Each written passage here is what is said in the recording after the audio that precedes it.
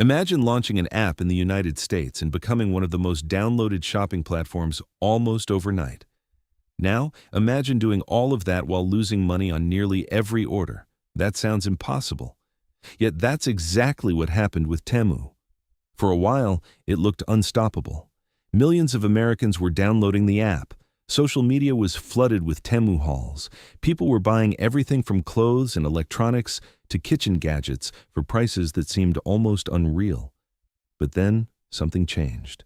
Downloads started slowing down, growth began weakening, costs exploded, regulators started paying attention, and the strategy that helped Temu rise so quickly suddenly became one of its biggest problems. So what happened? How did one of the fastest-growing shopping platforms in America go from explosive growth to burning billions of dollars? And was Temu ever actually making money in the first place?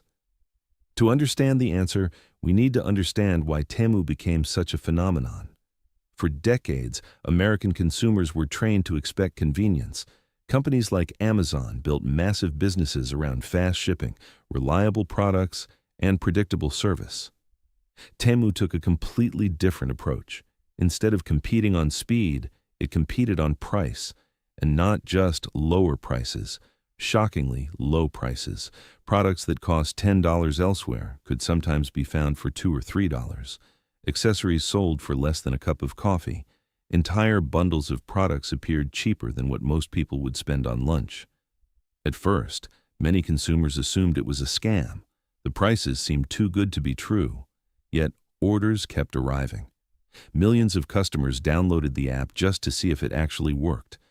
And that curiosity became one of Temu's most powerful growth engines. Every successful business finds a way to solve a problem. Temu solved a very specific problem: inflation. During a period when prices were rising across the economy, consumers were becoming increasingly price-sensitive. People still wanted to shop, they just didn't want to spend as much. Temu arrived at exactly the right moment. Instead of asking customers to pay premium prices, it promised incredible bargains. For shoppers feeling pressure from rising costs, the offer was hard to ignore. But low prices alone don't create a business empire. Many companies have tried selling cheap products. Most fail. Temu succeeded because it combined low prices with something even more powerful: attention. The company spent enormous amounts of money getting in front of consumers. Its advertisements appeared everywhere: social media feeds, video platforms, search engines, mobile apps. At one point, it felt impossible to avoid seeing Temu ads. The company wasn't just buying traffic.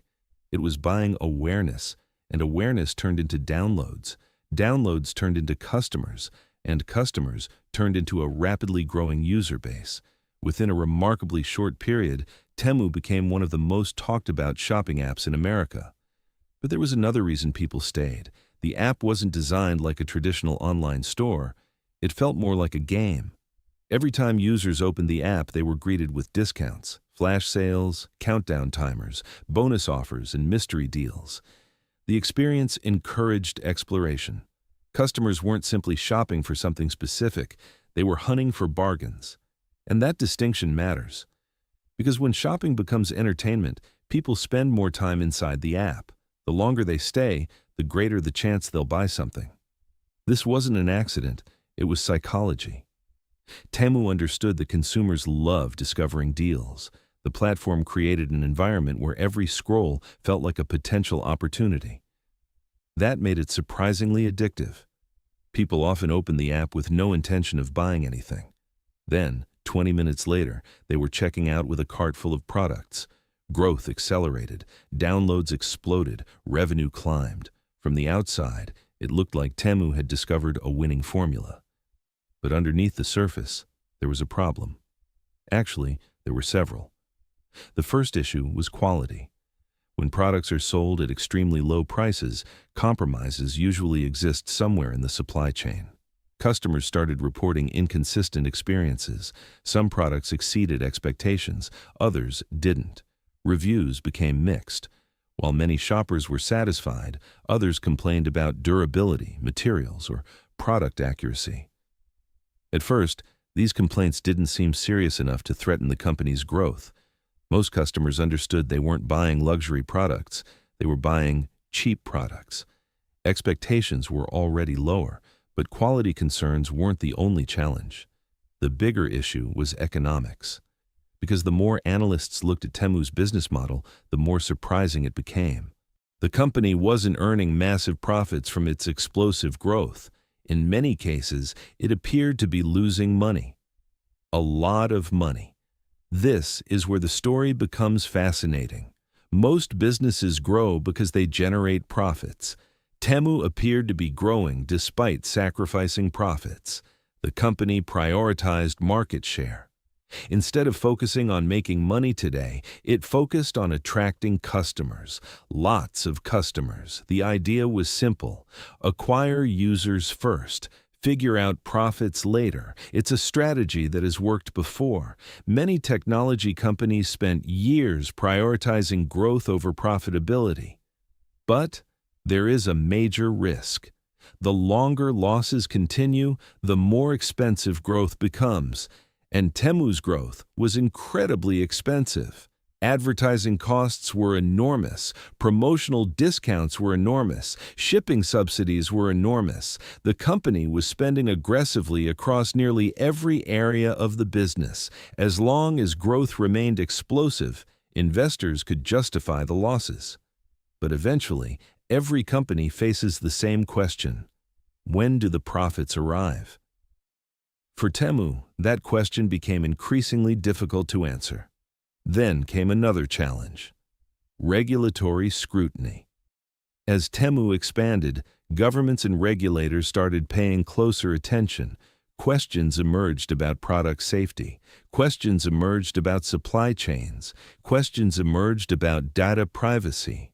Some consumer organizations raised concerns about products sold through the platform. Others examined whether certain goods complied with local regulations. The more successful Temu became, the more attention it attracted. And attention from regulators is very different from attention from consumers. Consumers drive growth. Regulators create obstacles. Suddenly, Temu wasn't just fighting competitors, it was navigating political and regulatory risks as well. But even those issues weren't the biggest threat. The biggest threat came from something most consumers had never heard of: a trade rule. For years, a key advantage helped Temu keep prices exceptionally low. Many products entered the United States under import rules that reduced costs and simplified the process. Most consumers never thought about it. They simply enjoyed the low prices. But businesses pay attention to these details, because tiny regulatory advantages can create massive competitive advantages, and Temu built a significant part of its model around that advantage. Then the environment started changing. Political tensions between the United States and China intensified. Trade policies became more aggressive. Governments began re-evaluating existing rules. What once looked like a stable foundation suddenly became uncertain. And uncertainty is dangerous for businesses that depend on predictable costs. Because when costs increase unexpectedly, business models can break very quickly. That's exactly what Temu started facing. Changes in trade conditions created new challenges. Importing products became more expensive. Operational complexity increased. Margins came under pressure. And when your entire value proposition revolves around ultra-low prices, rising costs become a serious problem. Temu now faced a difficult decision: absorb the costs and continue losing money, or pass costs to consumers through higher prices. Neither option was attractive. If losses increased, profitability moved even further away. If prices increased, the company's biggest advantage weakened. This created a dilemma. The very thing that made Temu successful was becoming harder to maintain. The effects started appearing across the business. Growth slowed, user momentum weakened, consumer enthusiasm cooled. The platform was still massive, but it no longer felt unstoppable. Investors noticed, Analysts noticed, competitors noticed, and consumers noticed. Because one of the realities of online retail is that loyalty can be fragile. Many shoppers weren't emotionally attached to Temu, they were attached to the prices. If prices rise significantly, behavior changes.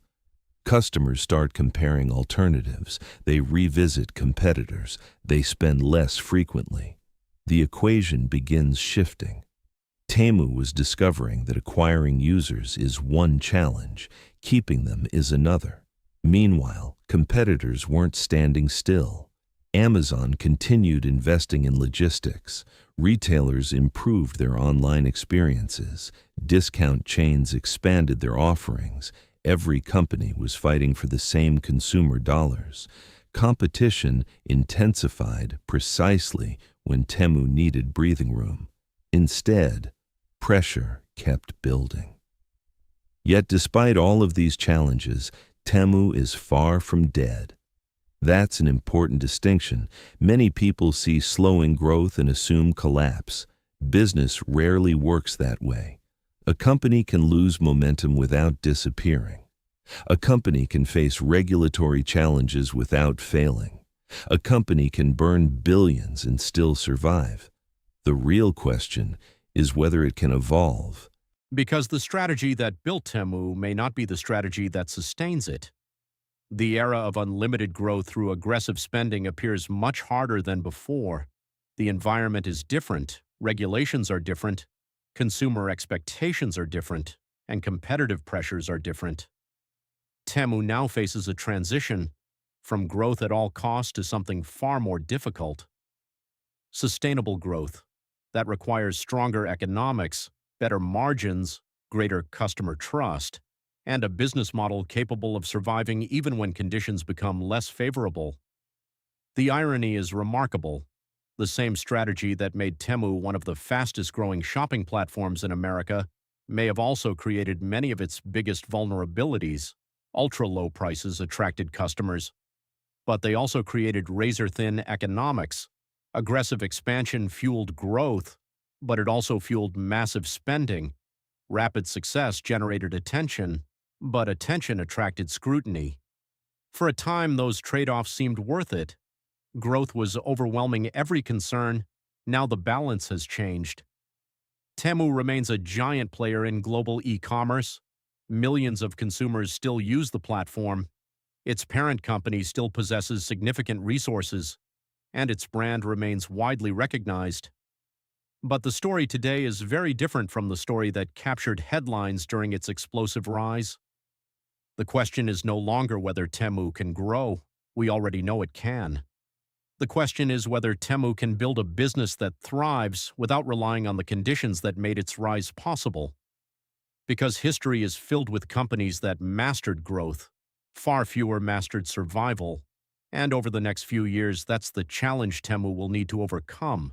Not becoming famous, not becoming popular, not becoming the most downloaded app. But proving that beneath all the discounts, promotions, and explosive growth, there is a business strong enough to last.